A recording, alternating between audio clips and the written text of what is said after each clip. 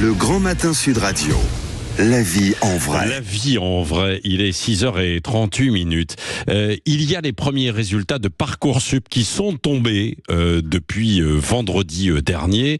Alors aujourd'hui, les jeunes sont toujours en train de regarder le choix, là où ils vont atterrir, où ils vont aller.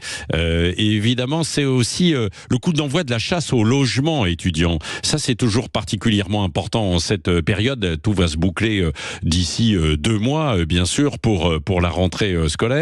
Il y a une enquête intéressante qui a été menée par le groupe Les Belles Années, gestionnaire de résidences étudiantes depuis quelques années. Nous sommes avec Morgane Bentata, qui est directrice de Valority Administration de Bien et les Belles Années. C'est bien ça ?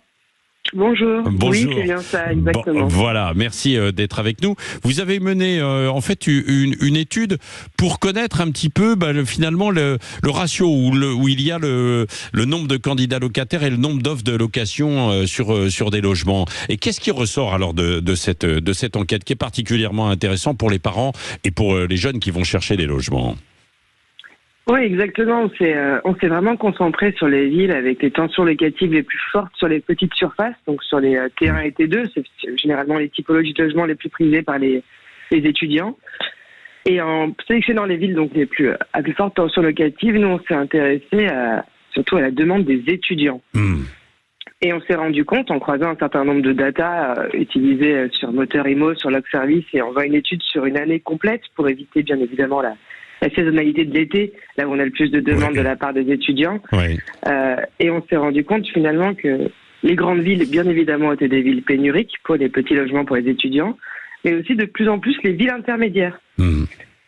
Donc finalement, les étudiants qui veuillent étudier plutôt à Paris, à Lyon, à Bordeaux, à Marseille, se retrouvent avec les mêmes problématiques à La Rochelle, à Nantes, au Mans, les mêmes problématiques de logement.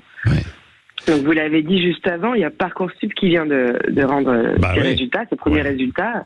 On l'a bien vu aussi chez nous avec l'activité.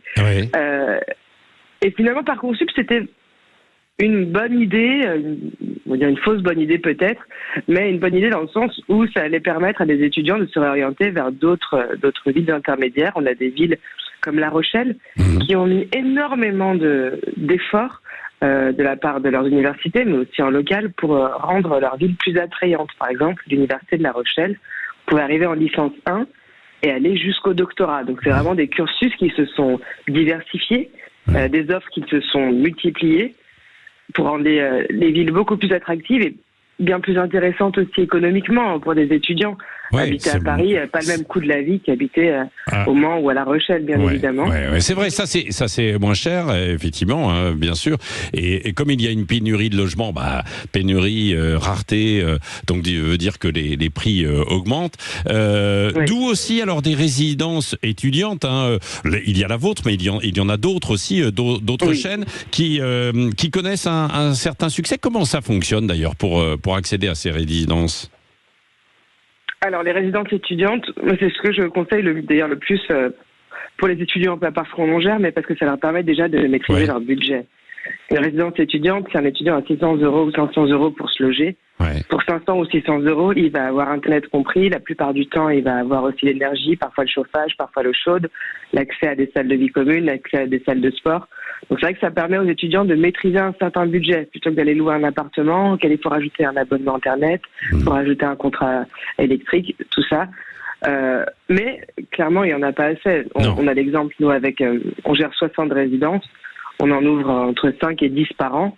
On a une résidence qu'on ouvre à Marseille au 1er août, qui est complète depuis 6 mois. Complète depuis 6 mois. C'est-à-dire qu'il faut... Exactement. Elle n'est même pas encore livrée. Elle n'est pas livrée, elle est déjà complète. C'est-à-dire qu'il faut s'inscrire sur comment ça fonctionne, puisque là, on n'est pas en direct avec des propriétaires particuliers, on est avec des gestionnaires de ces résidences, quoi. Exactement. Alors pour notre cas, nous, tout se fait en ligne. Vu le nombre de demandes, en fait, là, par exemple, d'exemple, juste avant les résultats Parcoursup, déjà on recevait 500 demandes par jour. Après, à partir du jour des résultats, on est à 1500 demandes de logement par jour sur, je répète, 60 résidences gérées. Et sur les 60 résidences gérées, nous avons actuellement 400 logements disponibles. Oui, une Donc, demande qui continue d'augmenter. Donc, là, on a simplifié un petit peu le parcours pour nos étudiants, c'est-à-dire qu'ils peuvent aller directement sur notre site lesbellesannées.com, déposer leur dossier et ils auront une réponse sous 48 heures. Voilà. Merci beaucoup Morgane Bentata. On voulait parler évidemment à l'occasion de Parcoursup et des choix qui sont effectués et qui sont en cours, hein, bien sûr, de cette course aussi au logement pour les étudiants avec, comme pour l'autre secteur en fait classique, hein, pour les particuliers, des difficultés, parfois des pénuries. Et donc il y a cette piste des villes intermédiaires, mais là aussi c'est parfois difficile, d'où les résidences étudiantes. Merci d'avoir été avec nous en direct et en ligne ce matin sur Sud Radio. Il est 6h43, bon réveil.